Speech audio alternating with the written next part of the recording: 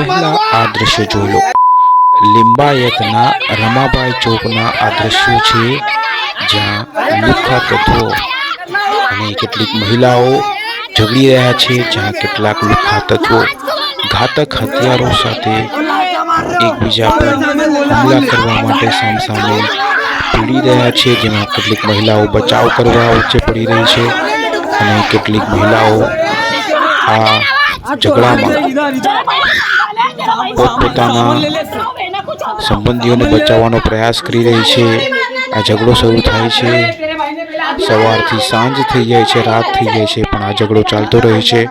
આ દ્રશ્યોમાં આપ જોઈ શકો છો।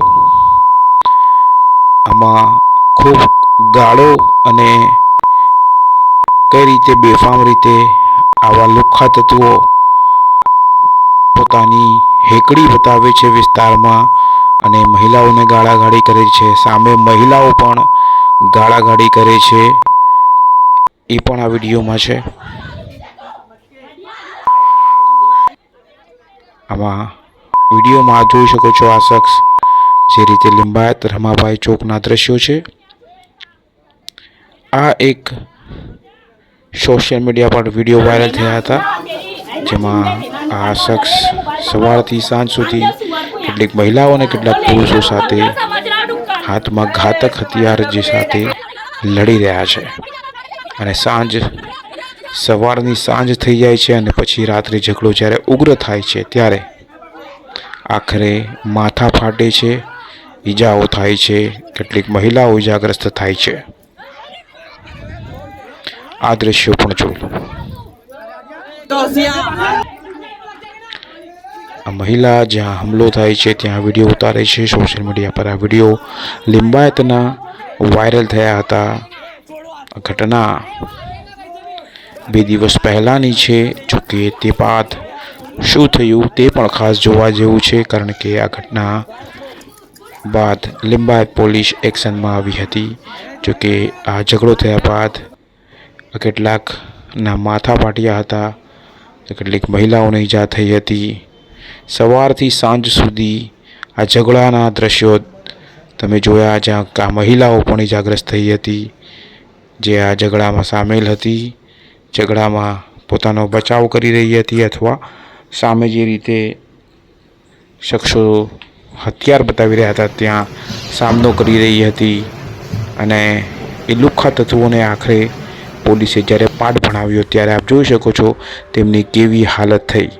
લિંબાયત રમા ચોકના દ્રશ્યો છે, જ્યાં આ 3 લુખ્ખા તત્વો એકબીજા સાથે ઝઘડામાં એકબીજાને ઘાતક હથિયારો બતાવી રહ્યા હતા અને ઝઘડો કરી રહ્યા હતા। શિક્ષણનો અભાવ, દીની અને દુનિયાવી તાલીમનો અભાવ હોય તેવા વિસ્તારોમાં આ પ્રકારના દ્રશ્યો સર્જાતા હોય છે, જ્યાં મહિલા હોય કે પુરુષ હોય, કિશોરાવસ્થાના યુવાનો હોય, ગુનાખોરીના રવાલે ચડી આ પ્રકારે જ્યારે માથું ઉચકે છે ત્યારે આખરે પોલીસને એક્શનમાં આવવું પડે છે અને પોલીસ પછી તેમનો જે સીધો રસ્તો હોય છે તે બતાવવા પ્રયાસ કરતી હોય છે। આ 3 શખ્સો કે જેમના નામો છે સાબિર શમસુદ્દીન શેખ, ઈસાક નવાઝુદ્દીન અને જે અન્ય વ્યક્તિ છે ઈસાક અય્યુબ અને નવાઝ ફેન્સી ઉર્ફે સૈયદ, આ 3 જે ઈસમો હતા તે આ ઝઘડો કરી રહ્યા હતા।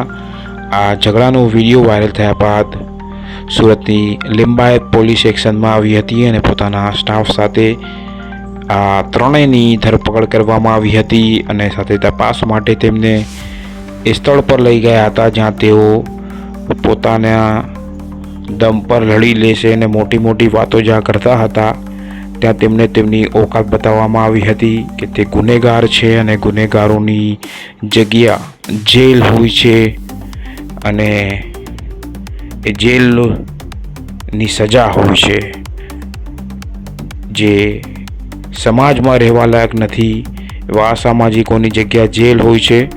તે પોલીસ આખરે તેમને કાયદાનું ભાન કરાવતા તેમના જે વિસ્તાર હતા ત્યાંથી પસાર થતા લઈ ગઈ હતી।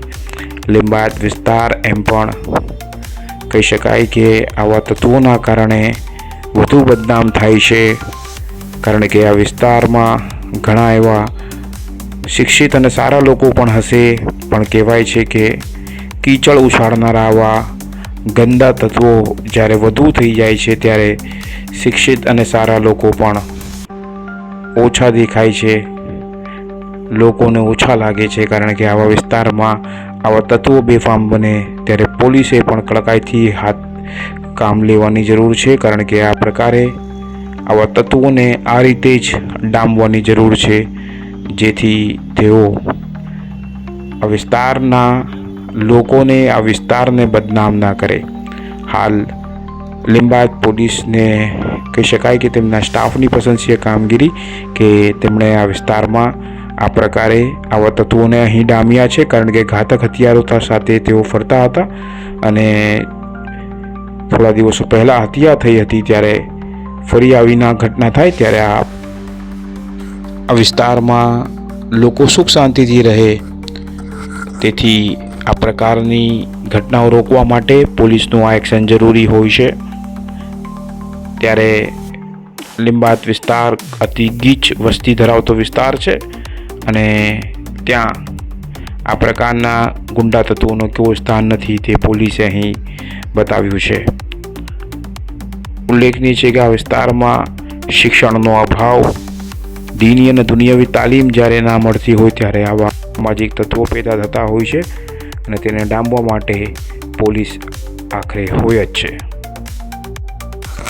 કેમેરામેન સાબિર અલી સૈયદ સાથે કાદિર શેખ, કર્તવ્ય ગુજરાત ન્યૂઝ, સુરત.